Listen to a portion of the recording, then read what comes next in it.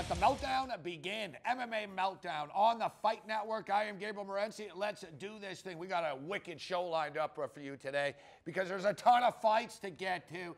And normally I prefer to break down the fights, and Joey Odessa is going to do just that with us and join us from Costa Rica, the premier combat sport oddsmaker in the business. I don't mind the issues. I'm not into rumors and innuendo and gossip. But this week there's a hell of a lot of stuff going on to hit. And as you can see, we've got Robin Black from the Fight Network sitting alongside. Robin, it's always a pleasure, my man. Ton of stuff to get to. Yeah, man. Looking forward to. Am I looking forward to talking about this? I don't know. I'm not sure yet. Well, we got not one, but two cards this week. If you're a heavyweight fan, it's like heavyweight palooza, isn't it, man? This I'm looking forward to talking about. I thought we were going to talk about Power Rangers and wrestlers and stuff. Oh, but we if will. we're going to talk about fighting, I'm down. We will. I'm going to get mad about how CM Punk and Power Rangers have overshadowed Robbie Lawler and Anthony Pettis' great performance by talking about CM Punk. But we're going to talk about Pettis and Lawler and heavyweights and fights, right? All right, so let's get down to business. First things first, Robbie Lawler defeats Johnny Hendricks. I thought Hendricks was going to be refreshed after a 265-day layoff. I mean, I'm not going to say it was ring rust, but he just wasn't very explosive. He didn't have that second level, did he? Yeah, there was a lot of things going on with this fight. It was fun to watch. I watched it a lot of times, like 4 or 5 times, really digging into it, figuring out what was going on. First, to score it, I did have Lawler winning 1, 4, and 5. And when you watch it a couple times, you see that. But there was a lot going on. Hendricks didn't seem rusty skill-wise or fitness-wise. He seemed rusty with getting himself in the mentality to do what he had to do. And that pulling the trigger, right? And you and I have talked a lot about that, about getting into that pocket, into that zone where you're free-flowing. You were telling me about the loose arm syndrome. The tingle and, you know, the stress of it gets in you. I've talked to guys in the back. Joe Dirksen in fight number 70 or whatever he was fighting in. He's like, yeah, you still feel that weakness in your hands in advance. But you just got to be able to make it go. And guys like me could maybe do that 1 out of 2 or 3 times. And guys like elite guys can do it 7 or 8 out of 10 times. And the best guys do it 10 out of 10 times. And Hendricks didn't get himself flowing that way. But also Lawler, his takedown defense was outstanding. In that game of driving the head down and ripping up on that arm, you're supposed to either press a guy all the way down or all the way up. And he was doing both. Arm up, head down. That's exhausting, physically and mentally exhausting. You got your head stuffed down there. Who knows what it smells like down there in the middle of a fight? Pressure, people are yelling, they're booing you, and you're stuck in there by rounds 4 and 5. Now Lawler, who's in that mindset, comes out and just goes at him. Now I've got to rewatch the tape. You've said you watched the fight on more than one occasion.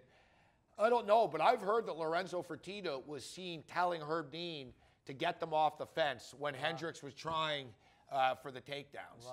Yeah, I don't know. I didn't hear that. It wouldn't surprise me that we start getting into nebulous territory where promoters are, I mean, anybody can yell at Herb Dean. If you're standing ringside, Gabe Morency, hey, get Herb Dean, Herb Dean, get those guys off the fence. Anybody can do that, right? You're allowed to do that.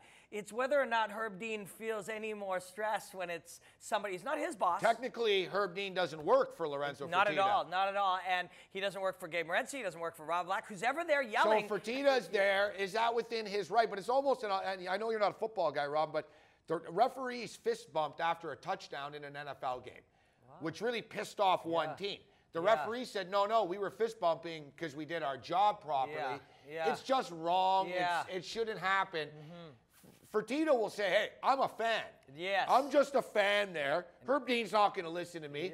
But if you're the owner and the boss and you're yelling, stand them up, get them off the fence, and it's in your best interest that they do stand and bang and are entertaining, then it's sort of a problem. Not that it had an outcome. It's not illegal. There's not a crime. Because I don't think Herb Dean, I trust Herb Dean's integrity. Herb ain't listening to anybody. Herb doesn't care. I mean, Dana's ripped Herb in the past before. He doesn't care. But it does look a little bad for the boss. I mean, you're supposed to cheer for both guys. What about Rory and Robbie? Now, it's not official, but I don't really think we're clamoring for a third Hendricks fight right now. I think because Hendricks did not finish strong and he didn't seem confident and he didn't ask for it and he didn't demand it and he didn't say he was robbed. Hendricks was classy in defeat.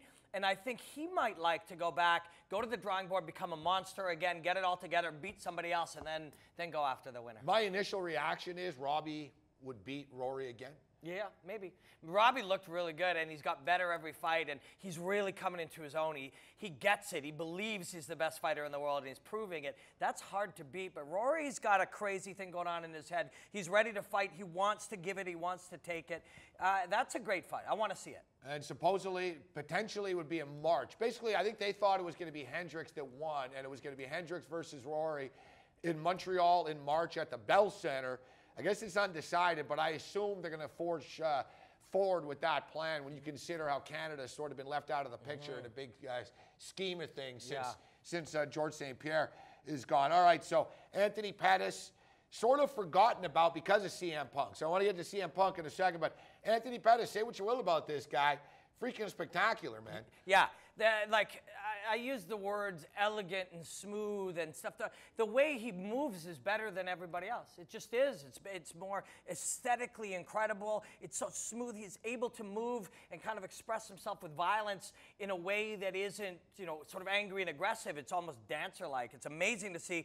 He's going to be Fights very hard. with grace. Yeah, exactly. And known, of course, for the fence kick, which was spectacular, that Robin can actually pull off. Not bad. Better than a dude that was out there a couple of weeks ago. We tried to show the video, but the fighter, it was a big heavyweight. Yeah, Robin, no, I saw it. Yeah. Yeah, that dude just... He went off, and I guess he didn't like the shame because he pulled it off of YouTube. Wow. We couldn't find it I don't blame him. Shame is a rough thing. Yeah, but I'm just stating, he kind of known, so, he's spectacular, but the guy's winning by submission now. Benson Henderson, Gilbert Melendez, spectacular stuff. And this is one of the reasons why I did not like the signing of CM Punk, or at least the timing of the announcement, because they knew it was going to overshadow what happened in the octagon. So if you're the UFC, you're going to get the pop anyways. Why not get a midweek pop and announce that CM Punk is signed with the UFC on a Wednesday to promote your event, as opposed to basically sabotaging your fighters? You got guys that win championships at the press conference after, and everybody's asking some guy that's not even in the damn company questions in CM Punk. Yeah, first thing was, at first I didn't want to talk about this at all because I like the pure sport aspect. I like Anthony Pettis is one of the great fighters we maybe have ever seen, maybe ever will see. And that deserves conversation, not what does it mean from a business standpoint for a company to go in and look for more clicks and likes because someone's famous. I mean, and I used this example this week. If Jay-Z said, I want to play for the Detroit Pistons, and the Detroit Pistons did some analysis and said, we'll make $1 billion if we do it. Do they make him point guard? You know what I mean? They don't make him point guard. It's funny that you say that, Robbie, because I told John Pollock the exact same scenario. He said, what do you think? I said, I don't know. This is like making Justin Bieber the left winger of the Toronto Maple Leafs because he wants to do it. That's exactly right. If you're a professional league, it doesn't matter, right? You can't, all right. Yeah. And first of all, I not only have no ill will towards the man for wanting to do it, I did the same thing. I was 36 years old, and I wanted to go fight. I wanted to test myself.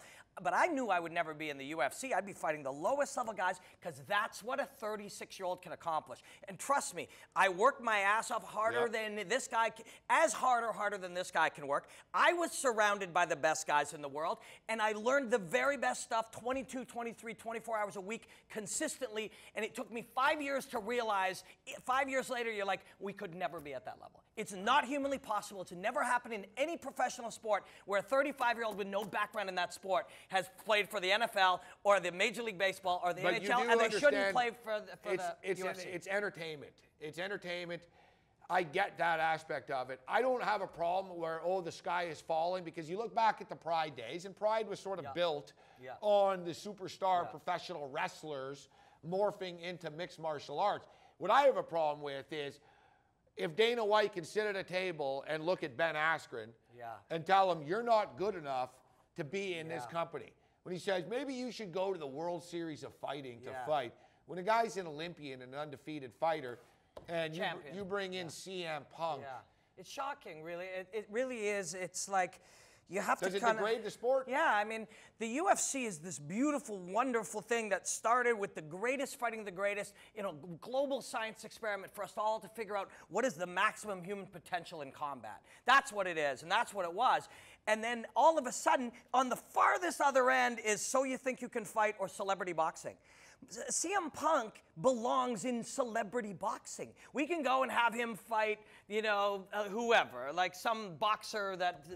Man, didn't just like a 62-year-old boxer throw a fight in Russia the same week this happened? Because that made money too. So what you're saying is he should fight Mickey Rourke. Sure, yeah, put him up against Mickey Rourke, or, you know, I don't know, You know what? Mickey Rourke actually has more credibility. Yeah, the guy's put hours into the gym. He has, and this guy will too, and he will, and I applaud him for wanting to fight. But ultimately, this is where the best fight. If they want to make it a pure, you know, stunt fight, a pure freak show fight. What about your guy Elias? Elias would murder him.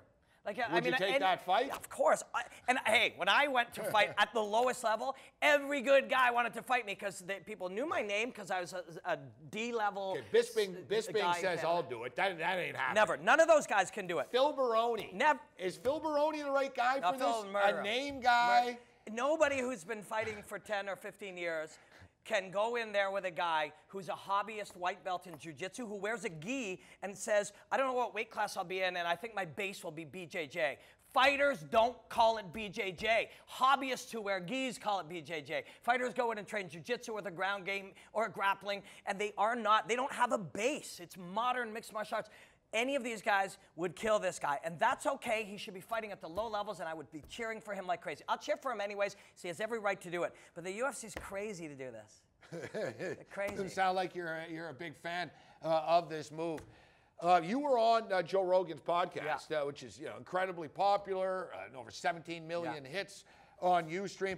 Brendan Schaub went on what was it, Monday night. So Brendan Schaub goes on Monday night. I know they are buddies.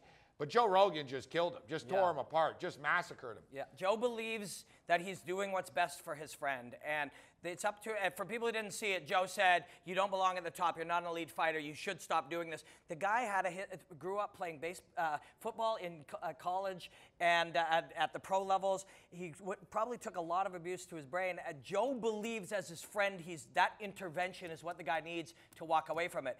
He probably could have done it not in front of millions of people, but Joe's a good dude, and Joe, you can tell he believes he's doing the right thing. At the same time, I think Brendan Schaub has the right to do whatever he wants, listen to your friends and your family, but do what's best for you, man. I think Brendan Schaub can still fight in the UFC. He's not an elite fighter. He's never going to be fighting for a championship, but I don't think he needs to retire. And like Brendan Schaub told Joe Rogan, hey, Joe, we don't all have $12 million in the bank. MMA Meltdown continues. Joey Odessa will join me next.